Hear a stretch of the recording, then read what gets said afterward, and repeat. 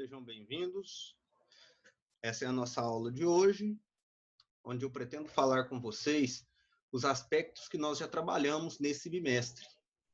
Vou compartilhar aqui a tela com vocês.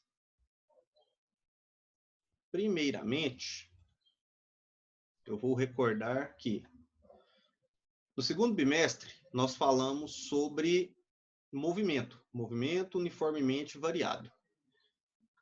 Nesse bimestre, nós começamos falando sobre as leis de Newton e o que é força. Para falarmos sobre força, na verdade, para falarmos das leis de Newton, na verdade, nós temos que entender o que é força. Força, como eu disse a vocês, é o agente físico que corresponde à interação entre dois ou mais corpos, que gera movimento. Então, força nada mais é do que a interação entre dois ou mais corpos capaz de gerar deformação e ou mudança de velocidade. O que é essa mudança de velocidade? Movimento. Bom, nós estudamos nos bimestres anteriores sobre o conceito de aceleração.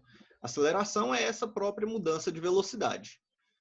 Baseados nisso, eu citei para vocês a primeira lei de Newton, a segunda e depois a terceira.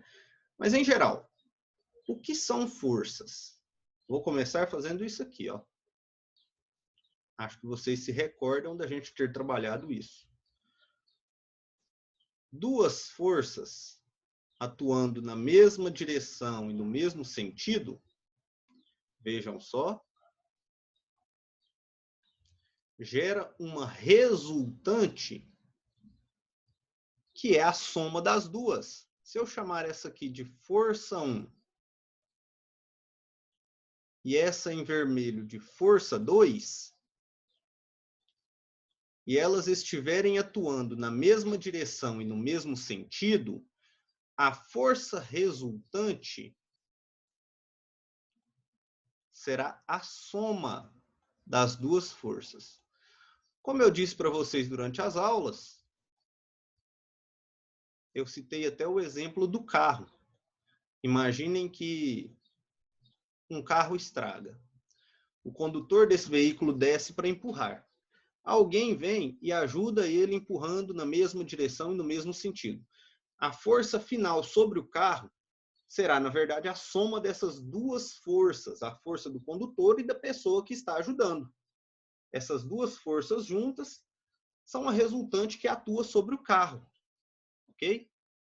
Agora, e se as duas tiverem sentidos opostos?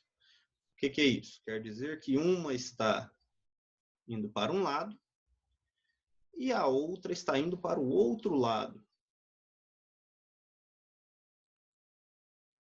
Quando isso acontece,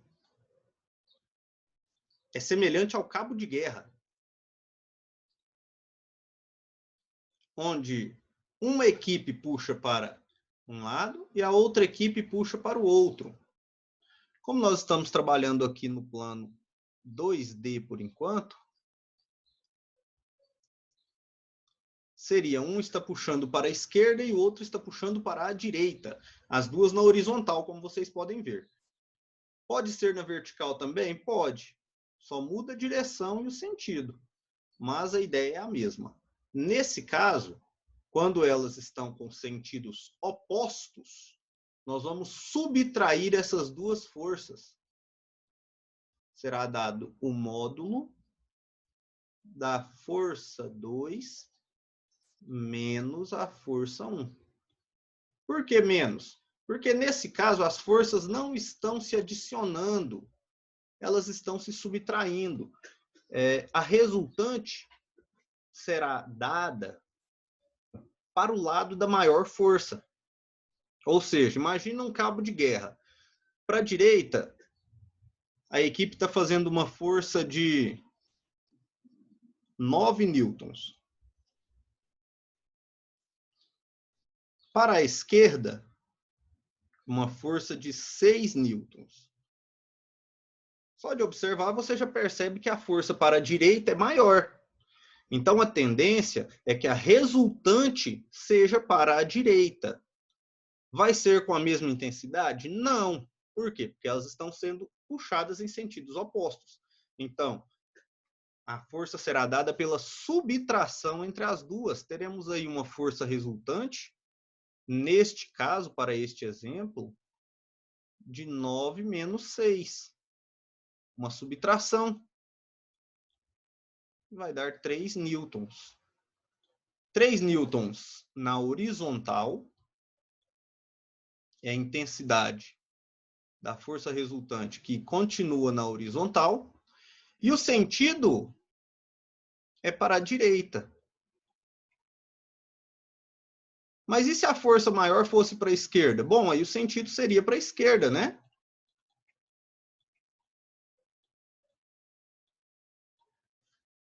E o último caso que eu mostrei para vocês foi quando elas formam um ângulo de 90 graus entre si.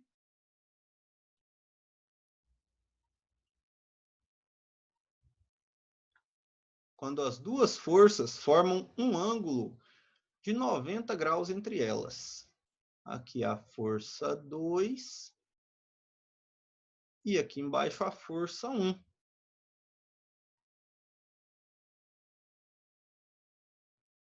E o encontro entre elas forma um ângulo de 90 graus.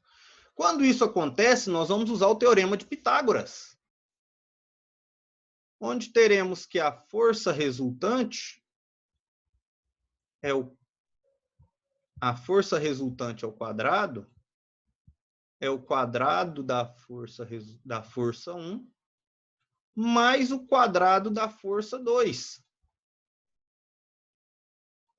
Fácil de lembrar do teorema de Pitágoras, né? Hipotenusa ao quadrado é igual a cateto oposto ao quadrado mais cateto adjacente ao quadrado. Professor, de onde saiu esse teorema de Pitágoras? Daqui, ó. Eu tinha dito para vocês na outra aula. Olha só. A resultante será exatamente aqui, entre as duas, ó.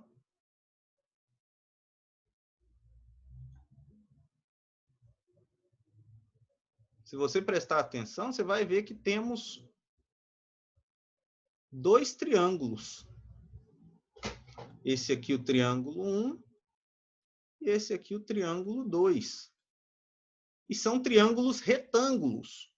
O que isso quer dizer? Quer dizer que eles possuem pelo menos um ângulo de 90 graus. Por isso, utilizamos o teorema de Pitágoras, ok? Isso aqui quando nós falamos apenas de forças, isoladamente. Conjuntos de força, tá?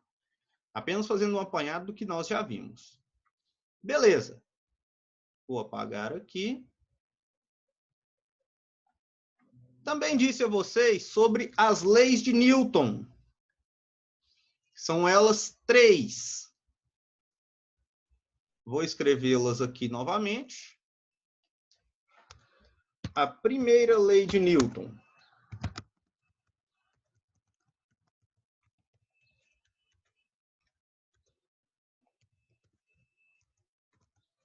é a lei da inércia.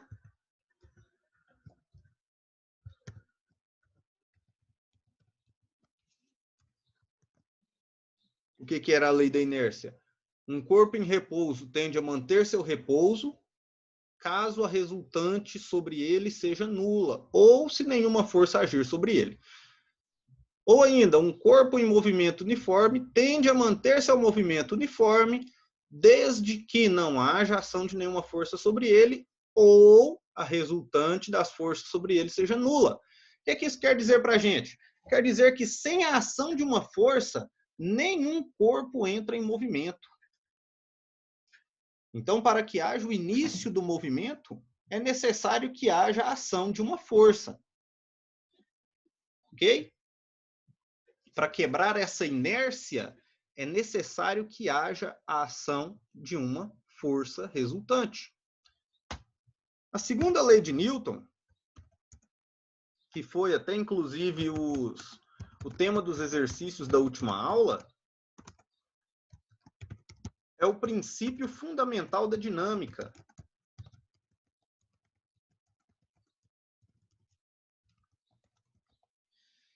O que vem a ser o princípio fundamental da dinâmica? É a fórmula. força, que é igual a aceleração vezes massa. Quer dizer que a força é um produto da mudança de velocidade pela massa do corpo que teve essa mudança de velocidade. Ora, não adianta aplicar uma força muito pequena em um corpo que tem uma massa muito grande. Não vai gerar alteração no seu estado inicial. Esse é o sentido do princípio fundamental da dinâmica. É a relação entre a mudança de velocidade que acontece e a massa do corpo. Sendo que quanto maior for a aceleração desejada ou quanto maior for a massa, maior também deverá ser a força. Também falei com vocês isso naquela aula sobre leis de Newton. E a terceira lei de Newton... Opa, saiu um coração aqui, olha. A terceira lei de Newton é a lei da ação e reação. O que isso quer dizer? Para cada ação de uma força, existe uma reação de mesma intensidade, porém de sentido oposto. Para todo movimento existente na natureza, existe o princípio da ação e reação. Ora, se você aplica uma força em uma parede, empurrando ela exerce sobre você uma reação de mesma intensidade, porém de sentido oposto. Se a sua força não for grande, não tiver intensidade o suficiente para retirar essa parede da inércia, ela continuará parada. Enquanto a reação dela sobre você é exercida de forma que você sente. Muscularmente, você está empurrando e sente a força exercida de volta nos seus braços. Ok? Então, para cada ação de uma força, existe uma reação de mesma intensidade, porém de sentido oposto. Se você empurra para a direita, a reação é para a esquerda. No nosso dia a dia, existe essa reação. Você é capaz de senti-la de forma que, caso ela não existisse, a força da gravidade furaria o chão com você. Então, existe a força da gravidade te puxando para baixo, enquanto a reação é uma normal para cima. É chamada força normal. Eu fiz até o desenho no dia, posso até refazer aqui, não vai ficar muito bom, mas já serve para você se lembrar. Sobre uma pessoa qualquer, para que ela entre em movimento, existem no mínimo 4 forças, no mínimo. A primeira, para que ela faz o movimento, ela faz a força para conseguir sair do lugar. Vamos chamá-la de força motora, ou até, se preferir, força muscular. Essa força só gera movimento se houver uma força de atrito.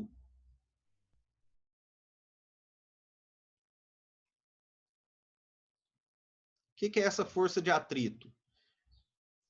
É, na verdade, atritar, no sentido da palavra, é esfregar. Mas, nesse caso, é sobre qualquer superfície rugosa, capaz de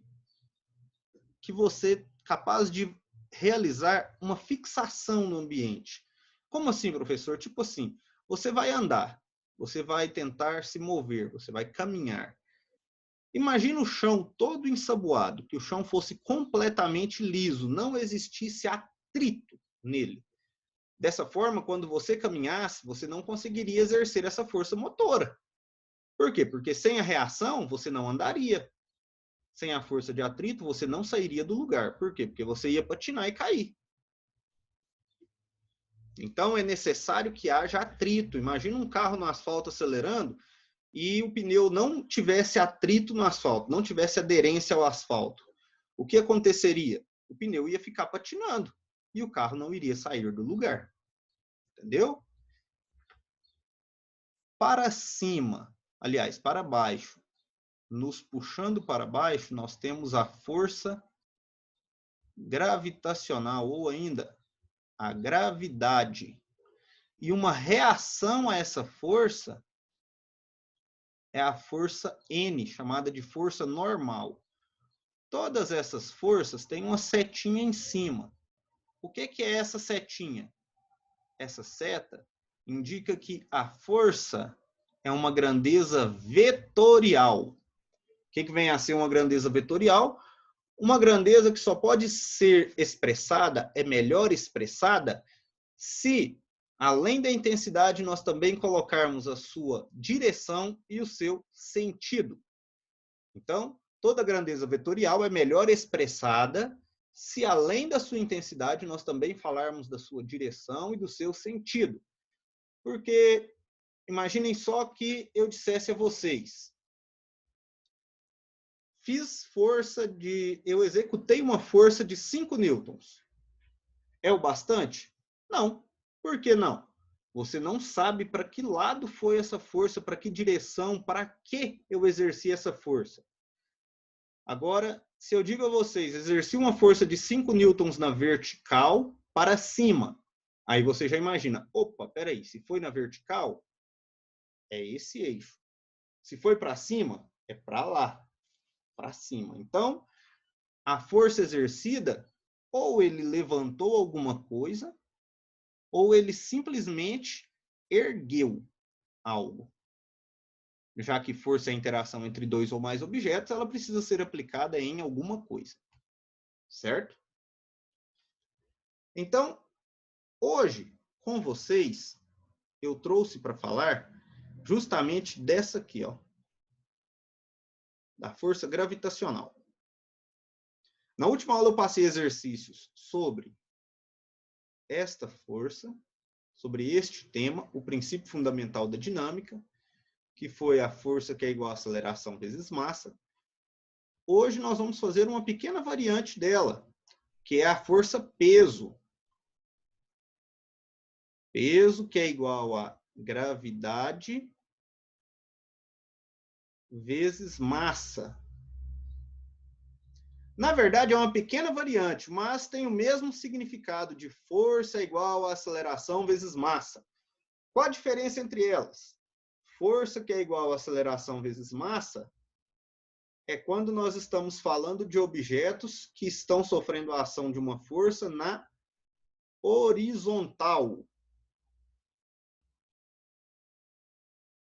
Então, sempre que falarmos que um objeto está sofrendo a ação de uma força na horizontal, vamos utilizar força, que é aceleração vezes massa. Quando for na vertical,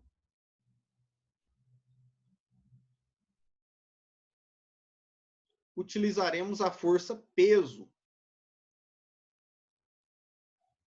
O que é a força peso? A aceleração da gravidade vezes a massa da pessoa ou do objeto que está sofrendo essa ação. Então, sempre que for na horizontal, força é igual a aceleração vezes massa. Sempre que for na vertical, peso que é igual a gravidade vezes massa. Uma coisa que é muito importante que vocês se recordem é que o peso, a força peso, ela é diferente da massa, tá? Então, o peso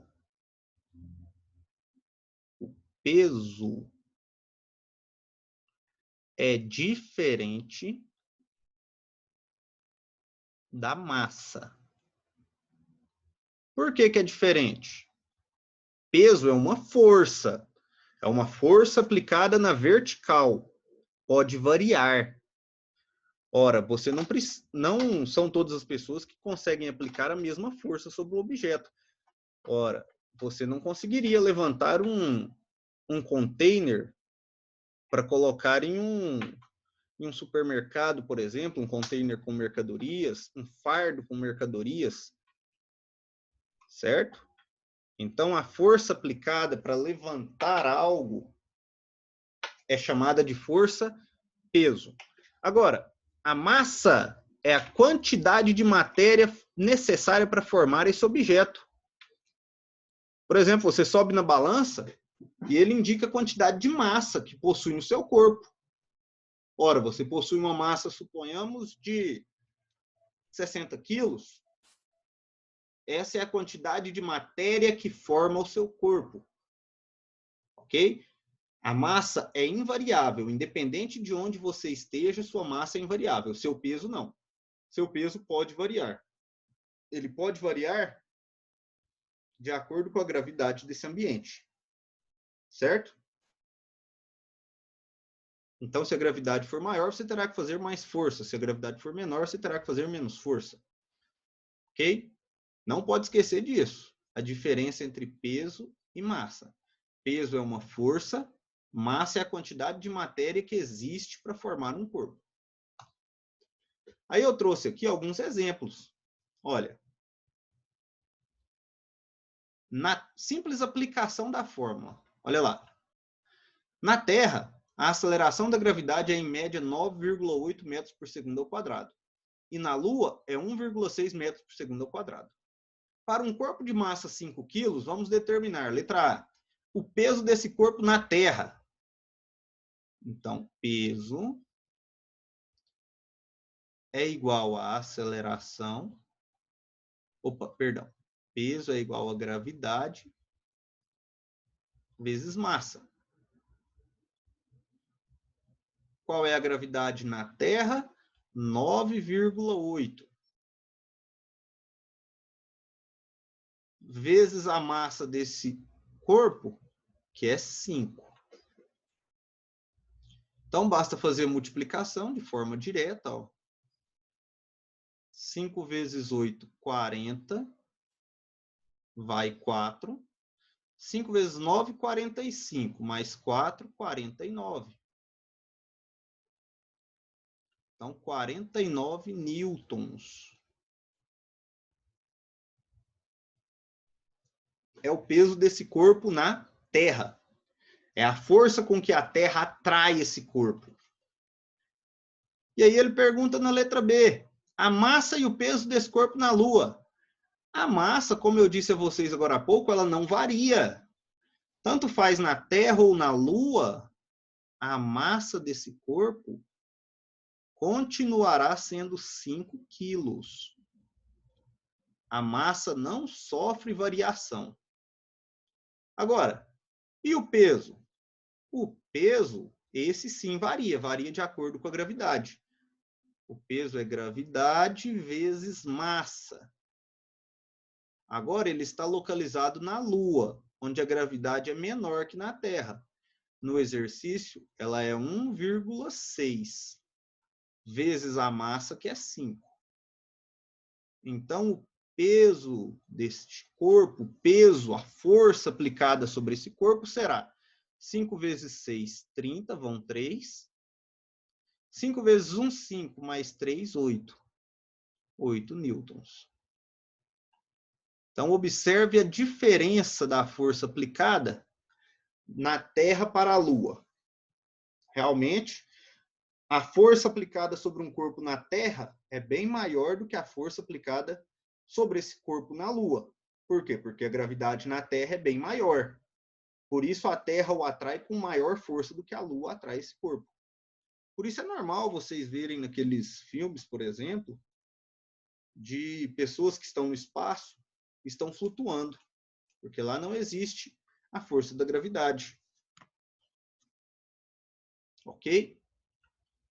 E aqui eu trago para vocês 2 exercícios. Exercício 1 e exercício 2, para que vocês resolvam.